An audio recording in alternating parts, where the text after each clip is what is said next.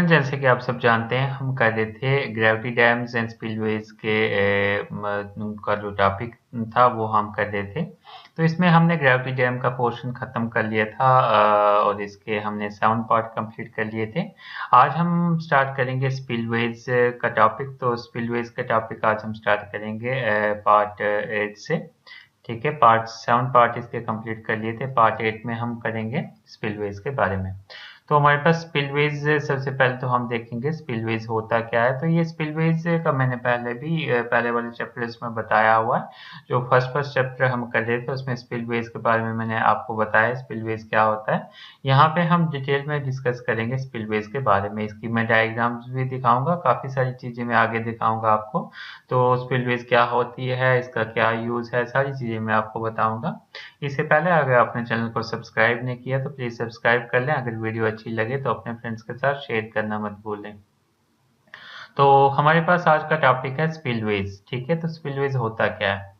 Spillway is the escape provided in conjunction with the dam to dispose of surplus flood water from the reservoir. ठीक है, तो हमारे पास अगर हम बात करते हैं, ये एक स्पिलवे क्या होता है, एस्केप होता है। एस्केप होता है, एस्केप का मतलब होता है बाहर जाने का रास्ता। ठीक है, escape provided in conjunction with the dam to dispose the surplus water, मतलब जो भी सरप्लस पानी होता है, ज्यादा पानी जो होता है, सरप्लस फ्लड वाटर जो होता है, जब फ्लड आता है तो मतलब डैम में क्या होता है, पानी ज्यादा हो जाता है। तो वो ज्यादा पानी निकालने के लिए, ठीक है, एस्केप यानी उसको बाहर निकालने के लिए, ज्यादा पानी को बाहर निकालने के लिए हम स्पिलवे को प्रोवाइड करते हैं।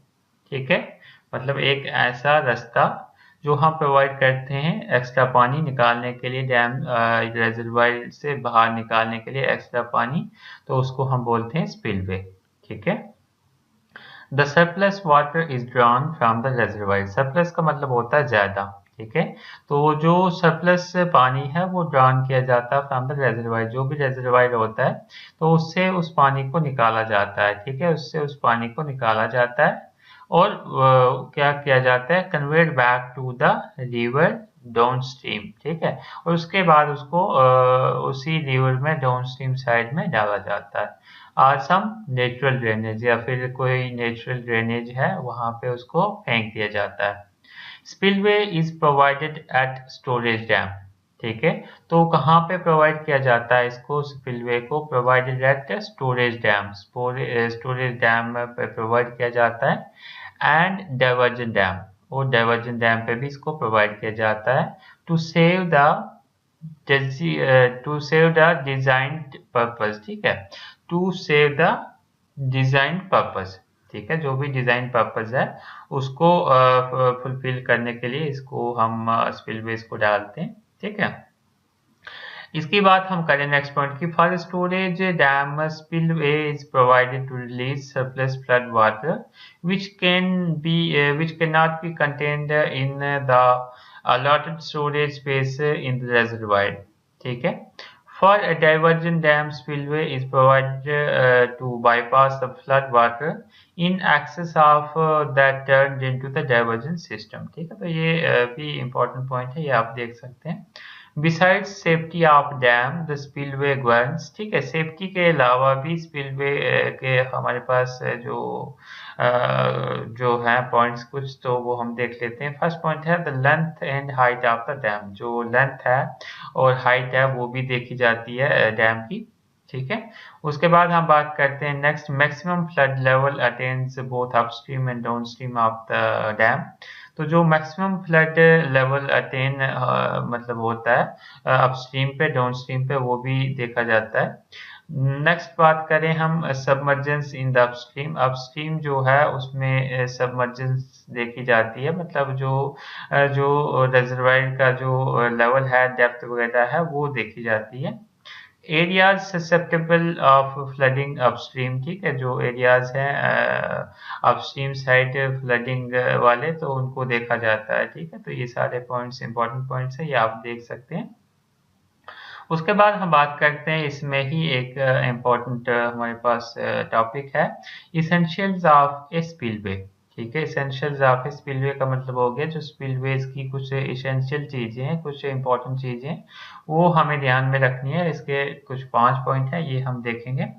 फर्स्ट पॉइंट हमारे पास है adequate capacity to serve as moderation of floods. ठीक है, तो मतलब जो उसकी कैपेसिटी है वो एडिक्वेट होनी चाहिए स्पिलवे की। मान लो अगर स्पिलवे हम बना रहे हैं तो वो हमारे दूसरे पर्पस को भी सॉल्व कर सके। मान लो इरिगेशन पर्पस के लिए हम वहां से पानी को ट्रांसफर कर सकें, या फिर और चीजों के लिए उसको हम यूज कर सकें वाटर को। ठीक है, provide for safe and regulated release of the surplus water in excess of reservoir capacity। तो मतलब वहां से हम पानी रिलीज करेंगे तो वो पानी सेफली रिलीज होना चाहिए। ऐसा नहीं कि पानी हमने एक जगह से डाल दिया दूसरी जगह पे वो किसी का नुकसान करे, तो वैसा नहीं होना चाहिए। हमें इस चीज का बहुत अच्छे से ध्यान रखना है। ठीक है, safe and regulated release. Safe and regulated release का मतलब होता है कि पानी को हमें आस्ता आस्ता छोड़ना है। ऐसा नहीं कि हम पानी को एक साथ ही छोड़ देंगे ज्यादा पानी को और आगे जाके वो नुकसान करेगा, वैसा हमें नहीं करना है। तो इस चीज का हमें काफी ध्यान रखना है। तो आपको देखना है कि ये पानी जो है हमें टाइम टू टाइम रिलीज करना है और सेफ मैनर से हमने रिलीज करना है। नेक्स्ट पॉइंट की हम बात करें, while conveying the excess flows downstream, the tail water maintained in such that the purpose to protection of dam and its pertinent works are fully ensured. तो जो भी हमारे पास जो पर्पस है हमारे पास प्रोटेक्शन डैम के प्रोटेक्शन का, तो वो भी हमें देखना है, वो सारी चीजें हमें ध्यान में रखनी है। ठीक है, नेक्स्ट पॉइंट इसमें है इंपॉर्टेंट पॉइंट है, hydraulically and structurally the spillway bounding surfaces are adequate and are erosion resistant to withstand and high scoring velocities created by the drop of flows from reservoir surfaces to the tailwater। ठीक है, तो मतलब जो भी हमारे पास erosion है, तो erosion का भी हमें ध्यान रखना है कि जो हमारे पास स्पिलवेज बाउंडिंग सरफेसेस है, ठीक है, एडिक्वेट हो और इरोजन रेसिस्टेंट हो। ठीक है, जो स्पिलवेज की बाउंडिंग सरफेसेस है वो क्या हो, एडिक्वेट हो और इरोजन रेसिस्टेंट हो, मतलब उसमें कोई इरोजन ना हो और उसमें कोई स्कोरिंग ना हो, सिल्टिंग स्कोरिंग वगैरह ना हो, ताकि हमारा जो पर्पस है, जिस पर्पस के लिए हम उसे यूज कर रहे हैं स्पिलवेज को, वो हमारा पर्पस जो है सॉल्व हो सके। उसके बाद हम बात करते हैं, इसमें लास्ट पॉइंट है, device for the dissipation of energy at the bottom of